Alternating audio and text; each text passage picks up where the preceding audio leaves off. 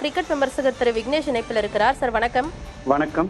இந்த ஆண்டு ஐபிஎல் கோப்பையை ராயல் சேலஞ்சர்ஸ் பெங்களூர் அணி வெற்றி பெற்றிருக்கிறாங்க. இத்தனை ஆண்டுகளாக ஐபிஎல் என்பது கோப்பை என்பது கனவாக தான் இருந்தது. இப்போ வெற்றி பெற்றிருக்காங்க. இந்த வெற்றியை எப்படி பார்க்குறீங்க? பஞ்சாப் அணி எந்த இடத்துல தடுமாறினதா நினைக்கிறீங்க?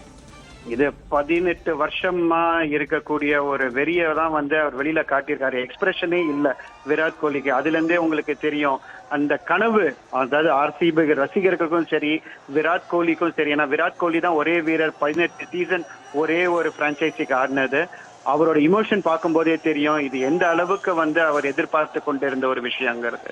ஸோ அதனால ஆர்சிபி வின் பண்ணதை ஒரு பெரும் மகிழ்ச்சி ஒரு ரசிகர்களுக்கு எல்லாருமே இருந்தாலுமே ஒரு விமர்சகரா நான் வெளியில இருந்து பார்க்கும்போது அவங்க இந்த வாட்டி கரெக்டான ஒரு டீமை செலக்ட் பண்ணாங்க அண்ட் ஃபுல் டீம் பர்ஃபார்மன்ஸ் கொடுத்தாங்க. அதுதான் அவங்களோட மெயின் திங். ஆனா பஞ்சாப் எங்க விட்டாங்க அப்படின்னு சொல்லி நீங்க பாத்தீங்கன்னா மிடில் ஓவர்ஸ்ல ரொம்ப ரெஸ்பெக்ட் கொடுத்து விளையாடினாங்க. அதே மாதிரி குருணால் பாண்டியா போலிங்க்கு சிங்கிள்ஸ்ங்கிற ஒரு கான்செப்டே மறந்து ஆடினாங்க போல இருந்தது. 1-2 விக்கெட் விழுந்தாலும் கொஞ்சம் அப்படியே அந்த நான் ஸ்ட்ரைக்கர் எண்ட்ல போயிட்டு கொஞ்சம் ஈஸ் ஆஃப் ப்ரெஷர் பண்ணியிருந்தாங்கனாக்க இந்த 6 ரன் தான் கடைசியில பாருங்க. 6 ரன் தான். இந்த 6 ரன்னை 6 சிங்கிள் எடுக்க முடியலையாப்பா அப்படின்னு சொல்லக்கூடிய ஒரு விஷயம் மாதிரி தான் அங்க போயிட்டு இருக்கு. அந்த நம்பர் ஆஃப் டாட் பால்ஸ் கம்மி பண்ணிட்டு இருந்தாங்களாவே இந்த சேஸை ஈஸியா எடுத்திருக்கலாம். சூப்பர்பா ஒரு விஷயம் பண்ணாங்க. 200 ரன்னுக்கு கம்மியா ரெஸ்ட்ரிக்ட் பண்ணாங்க.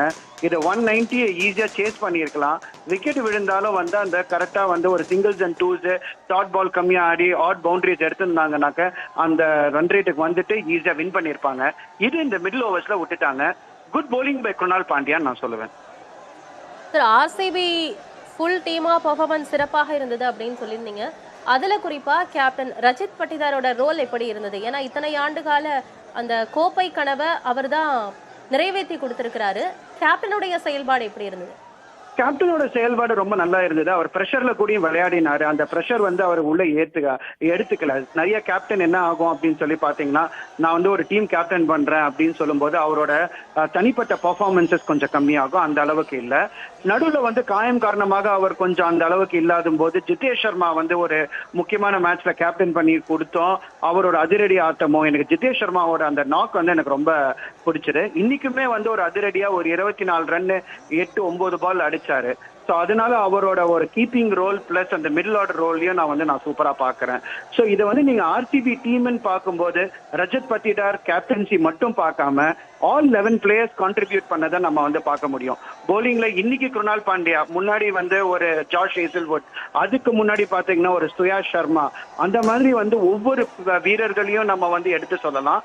அதே மாதிரி பேட்டிங்ல டாப் ஆர்டர் விராட் கோலியா இருக்கட்டும், பில் சால்ட்டா இருக்கட்டும், அதுக்கப்புறம் ஆடக்கூடிய பேட்ஸ்மேன் எல்லாருமே இருக்கட்டும், எல்லாருமே கான்ட்ரிபியூட் பண்ணிருக்காங்க. ஈவன் குருணால் பாண்டியா கூட ஒரு மேட்ச் நல்லா அடிச்சு கொடுத்து அந்த மொமெண்டம் கேரி ஃபார்வர்ட் பண்ணாங்க. சோ அதனால பேட்டிங், போலிங், ஃபீல்டிங் இந்த 3 பேசஸையும் சூப்பர்பா கம்ப்ளீட் பண்ணாங்க. ஒரு ஆள் டிபெண்டன்சி இல்ல. பஞ்சாப் பொறுத்த வரைக்கும் ஒரு ஆள் டிபெண்டன்சி ஸ்ரேயாஸ் ஐயரை பத்தி சொன்னாங்க. ஆனா பெங்களூர் ஆர்சிபி பொறுத்த வரைக்கும் விராட் கோலி அடிச்சாதான்டா இன்னைக்கு மேட்ச் வின் பண்ண முடியும் அப்படின்னு சொல்லி ஒரு வார்த்தை கூடயும் வரல. அதுதான் ஆர்சிபியோட டீம் இந்த வருஷம். இந்த டீம் கேம்னாலதான் அவங்க வின் பண்ணாங்கன்னு நான் சொல்லுவேன். இணைப்பில் கருத்துக்களை பகிர்ந்து கொண்டமைக்கு நன்றி திரு விக்னேஷ்.